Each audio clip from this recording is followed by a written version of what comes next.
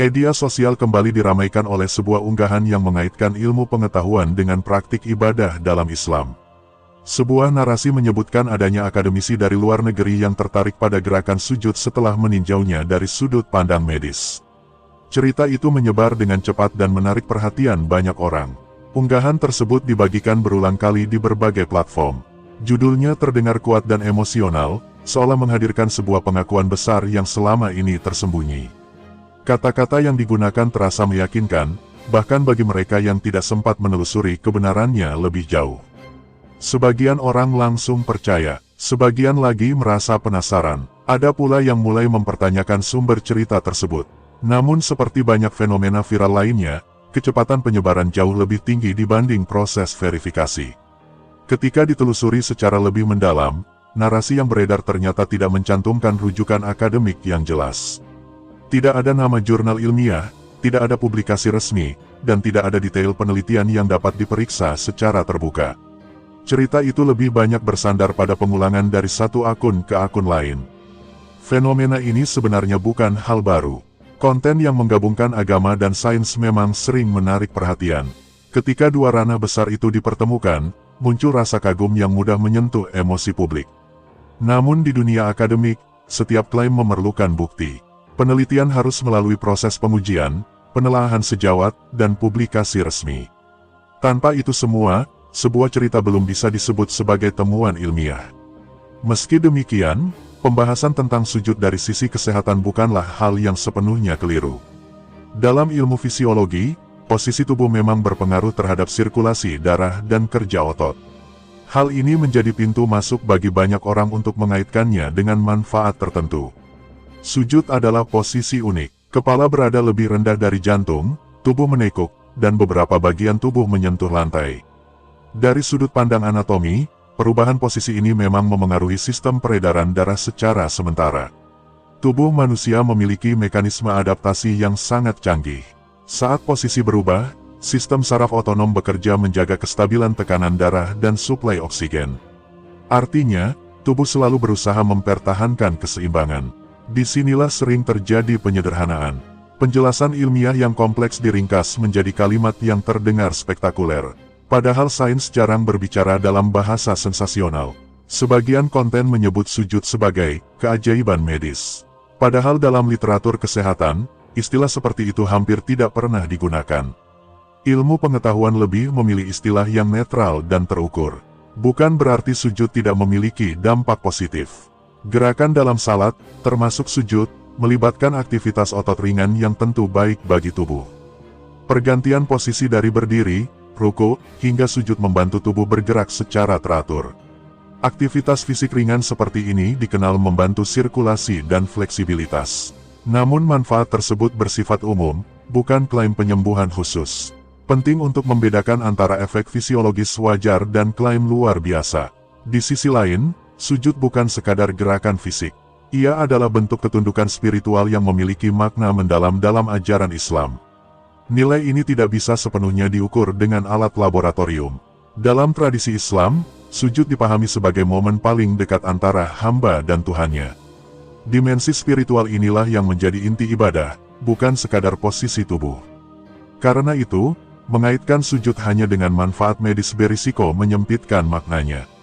Ibadah tidak berdiri di atas pembuktian ilmiah, tetapi di atas keyakinan dan ketaatan. Meski demikian, dialog antara iman dan ilmu tetap menarik untuk dibahas. Sejarah menunjukkan banyak ilmuwan yang meneliti hubungan antara spiritualitas dan kesehatan mental. Penelitian modern juga mengakui bahwa praktik religius dapat membantu mengurangi stres dan meningkatkan ketenangan batin. Namun efek tersebut biasanya dijelaskan dalam konteks psikologis, bukan mukjizat biologis. Kisah yang viral ini seharusnya menjadi pintu untuk diskusi yang lebih sehat. Bukan untuk memperdebatkan siapa yang benar atau salah, melainkan untuk memahami secara lebih utuh. Kita dapat menghargai nilai spiritual sujud tanpa harus membesar-besarkan klaim ilmiah. Kita juga dapat mempelajari sains tanpa merasa iman sedang diuji. Di era digital, literasi menjadi sangat penting. Tidak semua yang viral otomatis valid. Tidak semua yang menyentuh emosi otomatis faktual. Sikap seimbang diperlukan agar kita tidak mudah terombang-ambing oleh narasi sensasional. Menghargai inspirasi, tetapi tetap berpijak pada data. Karena kebenaran ilmiah tidak lahir dari jumlah tayangan atau jumlah dibagikan. Ia lahir dari proses panjang dan penelitian yang teliti. Pada akhirnya, sujud tetaplah ibadah yang mulia dalam Islam. Manfaat fisik yang mungkin ada hanyalah bagian kecil dari hikmah yang lebih luas. Dan dari titik inilah pembahasan akan dilanjutkan lebih dalam, dengan pendekatan yang tenang, jernih, dan untuk memahami sujud dari sisi ilmiah, kita perlu melihatnya melalui kacamata anatomi dan fisiologi tubuh manusia. Tubuh kita bekerja dengan sistem yang sangat teratur, dan setiap perubahan posisi akan memicu respons tertentu. Dalam posisi sujud, tubuh mengalami fleksi pada beberapa sendi utama. Pinggul menekuk, lutut terlipat, pergelangan kaki menopang beban, sementara dahi dan kedua telapak tangan menyentuh lantai. Tulang belakang membentuk lengkungan alami yang berbeda dari posisi berdiri. Perubahan posisi ini memengaruhi distribusi berat tubuh. Otot-otot punggung, bahu, dan leher mengalami peregangan ringan. Dalam ilmu fisioterapi, peregangan seperti ini sering digunakan untuk menjaga fleksibilitas dan mengurangi ketegangan otot. Ketika kepala berada lebih rendah dari jantung, gravitasi ikut berperan dalam aliran darah. Secara teori, darah akan lebih mudah mengalir ke area kepala. Namun tubuh tidak membiarkan perubahan itu berlangsung tanpa kontrol. Otak memiliki sistem yang disebut autoregulasi aliran darah serebral. Sistem ini menjaga agar suplai darah tetap stabil meskipun posisi tubuh berubah. Jadi peningkatan aliran darah yang terjadi bersifat sementara dan tetap dalam batas aman pada individu sehat. Hal ini penting dipahami agar tidak muncul kesalahpahaman. Sujud bukanlah posisi yang membuat darah mengalir secara berlebihan ke otak. Tubuh memiliki mekanisme keseimbangan yang canggih. Selain sirkulasi darah, sistem pernapasan juga ikut menyesuaikan. Saat sujud, pernapasan cenderung menjadi lebih dalam dan teratur, terutama jika dilakukan dalam suasana khusyuk. Pola napas yang tenang membantu meningkatkan oksigenasi tubuh. Dalam kajian fisiologi dasar, perubahan postur memang dapat memengaruhi tekanan darah sementara. Namun perubahan tersebut biasanya cepat dinormalkan kembali oleh sistem saraf otonom. Gerakan dalam salat, termasuk sujud, membentuk pola aktivitas fisik ringan yang berulang. Aktivitas ringan seperti ini diketahui membantu menjaga mobilitas sendi dan sirkulasi secara umum. Beberapa ahli kesehatan membandingkan sujud dengan gerakan peregangan lembut. Posisi ini melibatkan kontraksi dan relaksasi otot secara bergantian. Gerakan berulang seperti ini dapat membantu mengurangi kekakuan pada tubuh. Namun perlu ditekankan bahwa manfaat tersebut bersifat umum dan tidak spesifik sebagai terapi penyakit tertentu. Dalam dunia medis, klaim penyembuhan harus melalui penelitian terkontrol yang ketat. Bagi orang sehat, sujud adalah gerakan yang aman dan alami.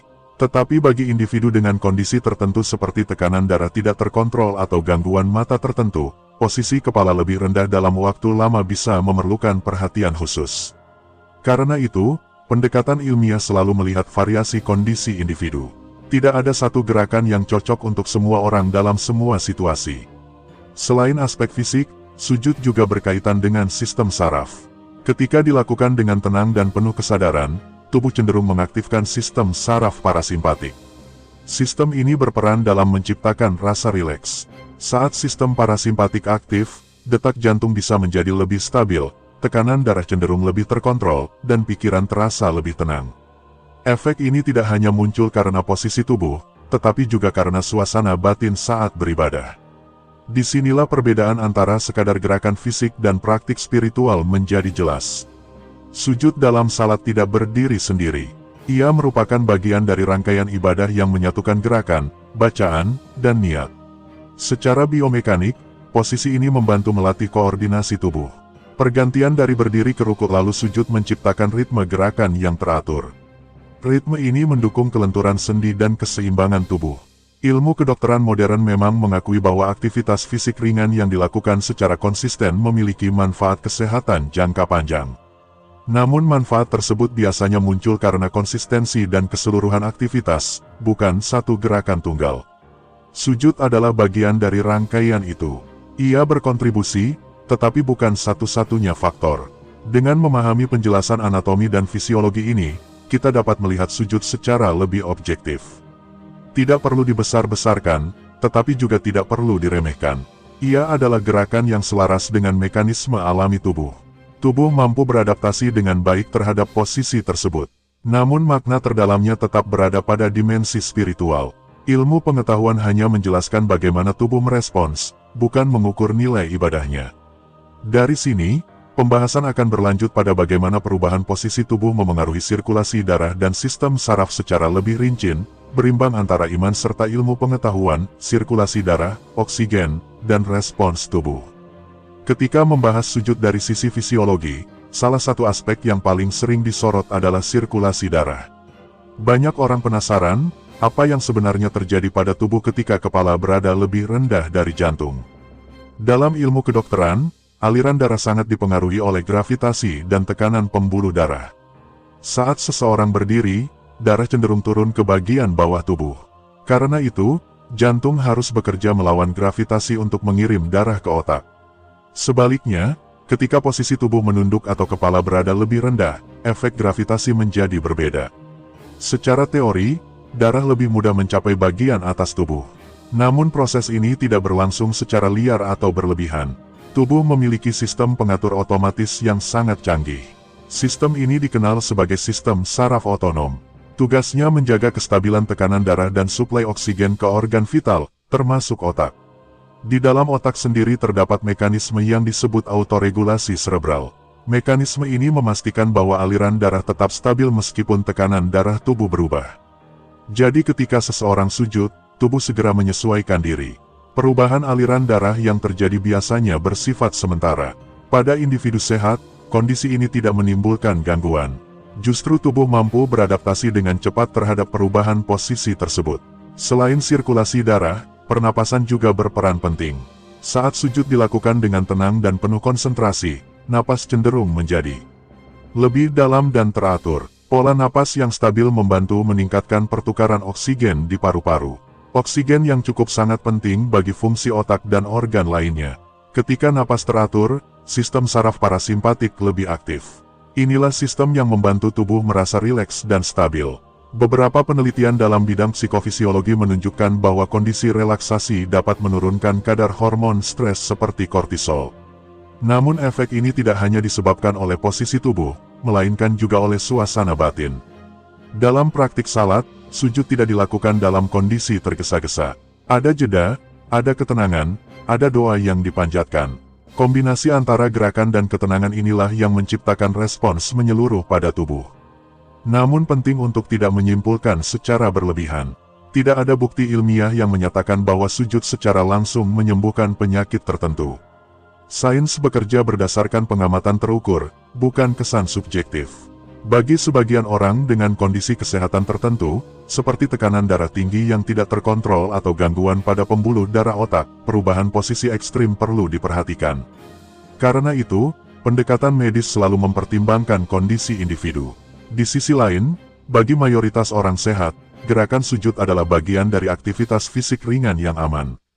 Aktivitas ringan yang dilakukan secara rutin memang dikenal membantu menjaga kebugaran tubuh secara umum. Pergantian posisi dari berdiri ke rukuk lalu sujud menciptakan dinamika aliran darah yang berbeda. Tubuh bergerak dari posisi tegak ke menunduk, lalu kembali duduk dan berdiri. Siklus ini menciptakan variasi tekanan yang ringan dan terkontrol. Variasi tersebut dapat membantu melatih respons pembuluh darah. Dalam istilah sederhana, tubuh menjadi terbiasa beradaptasi dengan perubahan posisi. Namun lagi-lagi, manfaat ini bersifat umum dan tidak spesifik. Ia adalah bagian kecil dari mekanisme tubuh yang luas. Dalam literatur fisiologi modern, perubahan postur memang diakui memengaruhi sistem kardiovaskular.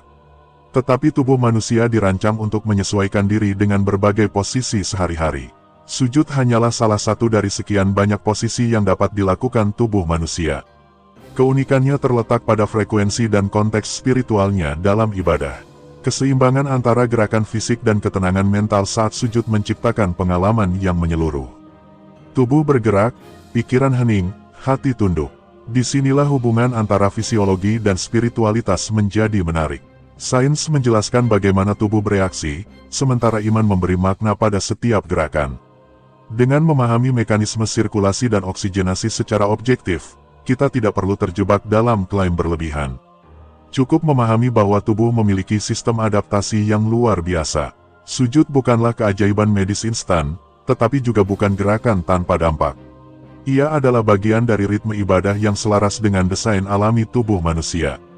Dan dari pembahasan tentang darah dan oksigen ini, kita mulai melihat gambaran yang lebih utuh.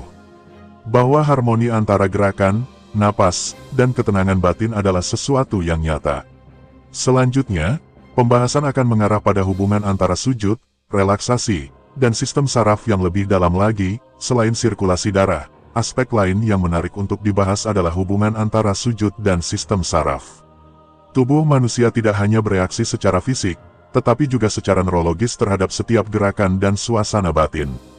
Ketika seseorang melakukan sujud dalam keadaan tenang, tubuh cenderung mengaktifkan sistem saraf parasimpatik. Sistem ini dikenal sebagai bagian dari mekanisme istirahat dan pemulihan. Dalam kondisi ini, detak jantung menjadi lebih stabil. Tekanan darah dapat lebih terkontrol. Otot-otot yang sebelumnya tegang perlahan mulai mengendur. Sujud dalam salat tidak dilakukan secara tergesa-gesa. Ada jeda, ada doa yang dipanjatkan, ada suasana hening yang menyertai. Kombinasi ini menciptakan efek relaksasi yang tidak hanya bersifat fisik, tetapi juga mental. Penelitian di bidang psikologi kesehatan menunjukkan bahwa praktik spiritual yang dilakukan dengan konsentrasi dapat membantu menurunkan tingkat stres. Ketika pikiran fokus pada doa dan penghambaan, aktivitas gelombang otak dapat berubah menjadi lebih tenang. Dalam kondisi stres, tubuh biasanya mengaktifkan sistem saraf simpatik. Sistem ini memicu respons, lawan atau lari, meningkatkan detak jantung dan tekanan darah. Jika berlangsung terus-menerus, kondisi ini dapat berdampak negatif bagi kesehatan. Sebaliknya, saat seseorang merasa tenang dan pasrah, sistem parasimpatik lebih dominan. Tubuh masuk ke fase pemulihan. Proses ini membantu menyeimbangkan kembali hormon-hormon yang sebelumnya meningkat akibat tekanan emosional. Sujud yang dilakukan dengan kesadaran penuh bisa menjadi bagian dari proses itu. Bukan semata-mata karena posisi kepala yang menunduk, tetapi karena keseluruhan pengalaman spiritual yang menyertainya. Ketika dahi menyentuh lantai, ada simbol ketundukan total. Secara psikologis, sikap ini dapat memunculkan rasa rendah hati dan penerimaan. Sikap mental seperti ini sering dikaitkan dengan berkurangnya beban pikiran. Beberapa studi tentang meditasi dan praktik doa menunjukkan bahwa konsentrasi yang mendalam mampu memperlambat laju pernapasan. Napas yang lebih lambat dan teratur membantu mengirim sinyal tenang ke otak. Sinyal tersebut memengaruhi pusat pengaturan emosi di sistem limbik. Akibatnya, perasaan cemas dapat berkurang. Pikiran menjadi lebih jernih. Namun perlu dipahami bahwa efek ini tidak otomatis terjadi pada setiap orang. Tingkat kehusyukan dan kondisi psikologis masing-masing individu berbeda. Bagi sebagian orang, sujud menjadi momen pelepasan beban batin. Tempat mencurahkan keluh kesah tanpa rasa takut dihakimi. Dalam keadaan seperti itu, tubuh dan pikiran bekerja dalam harmoni. Dalam dunia medis modern, hubungan antara pikiran dan tubuh semakin diakui. Istilah mind-body connection sering digunakan untuk menjelaskan bagaimana kondisi mental memengaruhi kesehatan fisik. Ketika pikiran tenang, tubuh cenderung lebih stabil. Ketika pikiran gelisah, tubuh ikut bereaksi. Sujud yang dilakukan dengan penuh kesadaran dapat membantu menciptakan keseimbangan tersebut. Namun sekali lagi, penting untuk menjaga perspektif. Efek relaksasi bukan berarti menggantikan pengobatan medis. Ia adalah pendukung, bukan pengganti. Nilai terbesar sujud tetap berada pada dimensi spiritualnya. Ilmu pengetahuan hanya menjelaskan sebagian kecil dari mekanisme yang terjadi di dalam tubuh. Menariknya, banyak tradisi spiritual di berbagai belahan dunia mengenal konsep ketundukan fisik sebagai simbol kerendahan hati. Hal ini menunjukkan bahwa tubuh dan jiwa seringkali saling terhubung dalam praktik keagamaan. Dalam Islam, sujud menjadi inti dari penghambaan. Di sanalah doa dipanjatkan, harapan disampaikan, dan rasa syukur diungkapkan. Ketika dilakukan 5 kali sehari secara konsisten, sujud membentuk ritme ketenangan dalam kehidupan seorang muslim. Ritme ini dapat membantu menyeimbangkan tekanan hidup sehari-hari. Dalam konteks inilah kita melihat bahwa manfaat sujud bukan sekadar perubahan posisi tubuh. Ia adalah perpaduan antara gerakan, napas, pikiran, dan keyakinan. Sains membantu kita memahami bagaimana sistem saraf merespons. Iman memberi makna pada setiap respons itu. Dan dari hubungan antara relaksasi dan sistem saraf inilah kita mulai memahami bahwa sujud menyentuh dua dimensi sekaligus, tubuh dan jiwa. Pembahasan selanjutnya akan melihat bagaimana gerakan sujud dibandingkan dengan praktik peregangan atau terapi fisik yang dikenal dalam dunia kesehatan modern, sujud dan perbandingannya dengan gerakan terapi fisik. Ketika pembahasan tentang sujud dikaitkan dengan kesehatan, sebagian orang mulai membandingkannya dengan gerakan dalam terapi fisik atau latihan peregangan. Perbandingan ini muncul karena secara visual memang ada kemiripan postur. Dalam dunia fisioterapi, terdapat berbagai gerakan yang dirancang untuk menjaga fleksibilitas sendi dan mengurangi ketegangan otot. Beberapa di antaranya melibatkan posisi membungkuk atau menunduk dengan lutut terlipat. Secara biomekanik, sujud melibatkan peregangan otot punggung bagian bawah, bahu, serta leher. Saat tubuh menekuk ke depan, otot-otot tersebut mengalami regangan ringan yang dapat membantu menjaga kelenturan. Gerakan peregangan seperti ini sering direkomendasikan untuk orang yang banyak duduk dalam waktu lama. Peregangan membantu memperbaiki sirkulasi dan mengurangi rasa kaku. Namun dalam dunia medis, setiap gerakan terapi biasanya disesuaikan dengan kondisi pasien. Durasi, frekuensi, dan tekniknya diatur secara khusus. Sujud dalam salat memiliki durasi yang relatif singkat dan dilakukan dalam rangkaian ibadah. Ia bukan dirancang sebagai sesi terapi fisik. Meski demikian, aktivitas fisik ringan yang dilakukan secara konsisten memang diketahui memiliki manfaat jangka panjang. Tubuh yang bergerak teratur cenderung lebih terjaga mobilitasnya dibanding tubuh yang jarang bergerak. Beberapa gerakan dalam latihan relaksasi modern memiliki kemiripan postur dengan sujud. Namun tujuan dan konteksnya berbeda. Dalam latihan fisik, fokus utamanya adalah kebugaran tubuh. Sedangkan dalam salat, fokus utamanya adalah ibadah dan penghambaan. Manfaat fisik yang mungkin muncul adalah efek samping yang alami, bukan tujuan utama. Penting untuk memahami perbedaan ini agar tidak terjadi penyederhanaan makna. Menganggap sujud semata-mata sebagai latihan fisik dapat menghilangkan nilai spiritualnya. Di sisi lain, tidak ada salahnya mengakui bahwa Islam mengajarkan ibadah yang juga melibatkan gerakan tubuh yang teratur. Salat tidak hanya aktivitas batin, tetapi juga aktivitas fisik ringan. Pergantian posisi dari berdiri, ruku, sujud, lalu duduk menciptakan rangkaian gerakan yang harmonis. Gerakan tersebut melibatkan hampir seluruh bagian tubuh secara bergantian. Dalam konsep kesehatan modern, variasi gerakan seperti ini membantu menjaga koordinasi otot dan keseimbangan tubuh. Aktivitas ringan yang dilakukan secara rutin diketahui berkontribusi pada kebugaran umum. Namun lagi-lagi, manfaat tersebut bersifat umum. Ia tidak bisa diklaim sebagai terapi khusus untuk penyakit tertentu tanpa penelitian yang terukur. Sebagian orang mungkin merasakan tubuhnya lebih ringan atau pikirannya lebih tenang setelah salat. Pengalaman ini bersifat subjektif dan wajar. Dalam kajian ilmiah, pengalaman subjektif tetap dihargai, tetapi perlu dibedakan dari kesimpulan medis yang teruji secara statistik. Sujud memang melibatkan peregangan alami. Ia juga membantu membiasakan tubuh pada perubahan posisi yang teratur. Tetapi sujud tidak berdiri sendiri. Ia bagian dari keseluruhan ibadah yang memiliki dimensi spiritual yang jauh lebih luas. Jika ada kesamaan antara sujud dan gerakan terapi fisik, itu menunjukkan bahwa tubuh manusia dirancang untuk bergerak dengan pola tertentu yang menyehatkan. Namun menyamakan keduanya sepenuhnya tentu tidak tepat. Terapi fisik dirancang berdasarkan kebutuhan medis tertentu, sementara sujud adalah bentuk ketaatan. Keselarasan antara gerakan ibadah dan mekanisme alami tubuh bisa dipandang sebagai harmoni. Harmoni antara keyakinan dan sistem biologis manusia. Dalam hal ini, kita dapat melihat bahwa ibadah dalam Islam tidak bertentangan dengan prinsip kesehatan dasar. Bahkan, ia berjalan seiring dengan kebutuhan tubuh untuk bergerak secara teratur. Tetapi tetap perlu dijaga agar tidak muncul klaim berlebihan. Tidak semua manfaat bisa dibuktikan dengan angka, dan tidak semua pengalaman harus dijadikan kesimpulan ilmiah. Sujud tetaplah ibadah yang maknanya melampaui aspek fisik. Jika ada manfaat jasmani yang menyertainya, itu adalah bagian dari hikmah yang lebih luas. Dari sini, pembahasan akan berlanjut pada bagaimana fenomena viral seringkali membesar-besarkan fenomena viral dan pentingnya verifikasi. Di era digital seperti sekarang, sebuah cerita bisa menyebar ke seluruh dunia hanya dalam hitungan jam.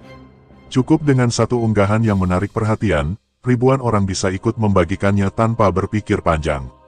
Kisah tentang sujud dan klaim ilmiah termasuk jenis cerita yang sangat mudah viral. Perpaduan antara agama dan sains selalu memancing rasa ingin tahu. Apalagi jika dibungkus dengan judul yang dramatis dan emosional. Banyak orang cenderung langsung percaya ketika cerita tersebut sejalan dengan keyakinan mereka. Tanpa disadari, rasa bangga dan haru bisa mengalahkan keinginan untuk memeriksa kebenaran informasi. Padahal dalam dunia akademik, setiap klaim harus bisa diverifikasi. Penelitian ilmiah tidak cukup hanya dengan cerita lisan atau tangkapan layar tanpa sumber jelas. Sebuah penelitian resmi biasanya dipublikasikan dalam jurnal ilmiah. Di dalamnya terdapat metode penelitian, jumlah sampel, analisis data, serta kesimpulan yang ditulis dengan bahasa hati-hati. Tanpa detail seperti itu, sebuah klaim belum bisa disebut sebagai temuan ilmiah. Ia masih berada pada level opini atau interpretasi pribadi. Fenomena viral seringkali menghilangkan konteks. Kalimat panjang diringkas menjadi potongan yang terdengar sensasional. Proses ilmiah yang kompleks disederhanakan menjadi satu kesimpulan tunggal. Akibatnya, publik menerima gambaran yang tidak utuh. Mereka melihat hasil akhir tanpa mengetahui proses panjang di baliknya. Dalam kasus cerita tentang akademisi yang tertarik pada sujud, banyak versi yang beredar tanpa menyebutkan nama institusi atau publikasi resmi. Hal ini menyulitkan siapapun untuk melakukan pengecekan fakta.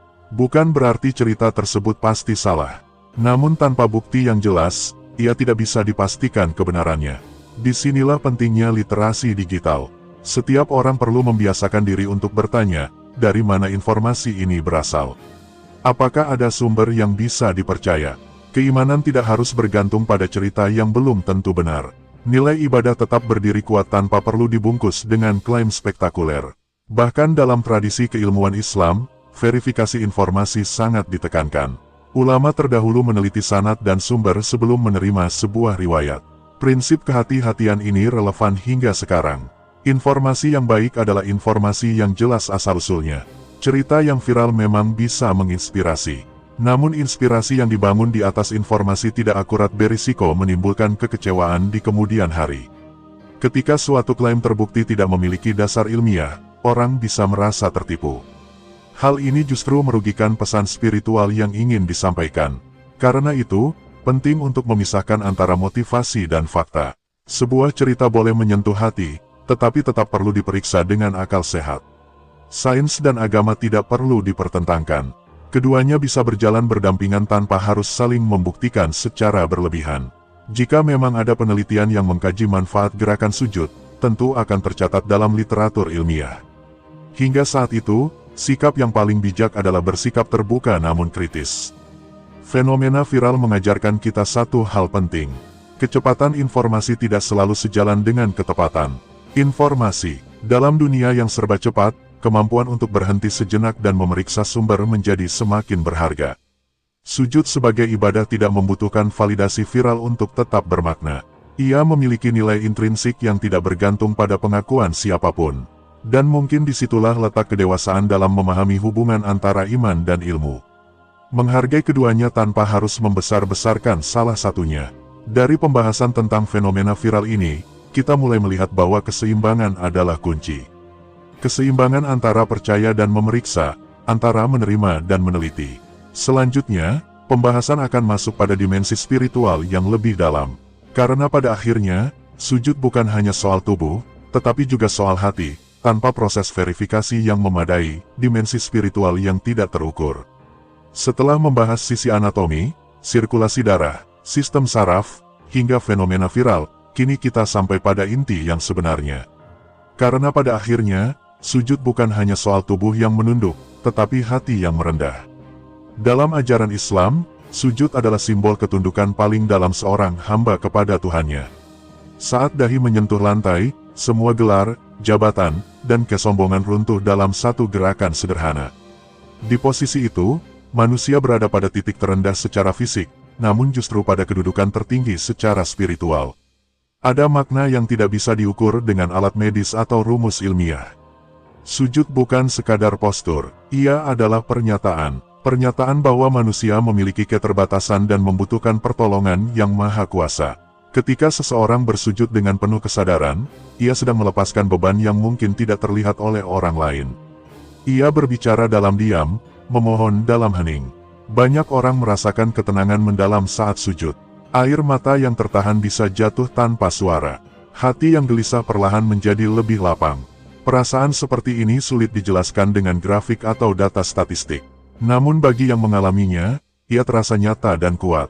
Ilmu pengetahuan dapat menjelaskan bagaimana tubuh bereaksi terhadap relaksasi. Tetapi ia tidak bisa sepenuhnya menjelaskan rasa dekat yang dirasakan seseorang saat berdoa. Sujud juga mengajarkan kerendahan hati. Dalam dunia yang sering dipenuhi ambisi dan persaingan, sujud menjadi pengingat bahwa ada kekuatan yang jauh lebih besar dari diri kita. Gerakan ini dilakukan berulang setiap hari. 5 waktu dalam sehari, seorang muslim kembali pada posisi yang sama. Posisi tunduk, posisi pasrah. Ritme ini menciptakan keseimbangan dalam kehidupan. Di tengah kesibukan, ada jeda. Di tengah tekanan, ada tempat kembali. Bahkan dalam kondisi paling sulit sekalipun, sujud menjadi ruang perlindungan batin. Tempat mencurahkan ketakutan dan harapan. Dimensi inilah yang sering kali terlewat ketika pembahasan hanya fokus pada manfaat fisik. Padahal makna spiritual adalah inti dari semuanya. Dalam tradisi Islam, sujud dianggap sebagai momen terdekat antara hamba dan Tuhannya. Bukan karena jarak fisik, tetapi karena kedalaman ketundukan. Kedekatan ini tidak bisa direkam oleh alat medis. Ia dirasakan dalam hati, dalam kesadaran, dalam doa yang lirih. Sujud mengajarkan bahwa kekuatan sejati bukanlah pada kesombongan, tetapi pada pengakuan akan kelemahan diri. Ketika manusia mengakui keterbatasannya, justru di sanalah ia menemukan ketenangan. Mungkin inilah yang membuat sujud begitu bermakna bagi jutaan orang di seluruh dunia. Bukan karena klaim ilmiah yang spektakuler, tetapi karena pengalaman batin yang tulus. Ilmu pengetahuan membantu kita memahami tubuh, tetapi iman membantu kita memahami makna. Keduanya tidak perlu saling meniadakan.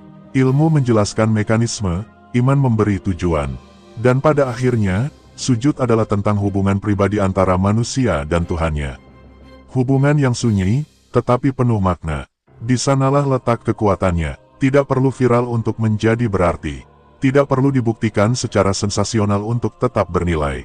Karena sujud yang paling dalam bukan hanya gerakan tubuh, tetapi penyerahan hati yang utuh.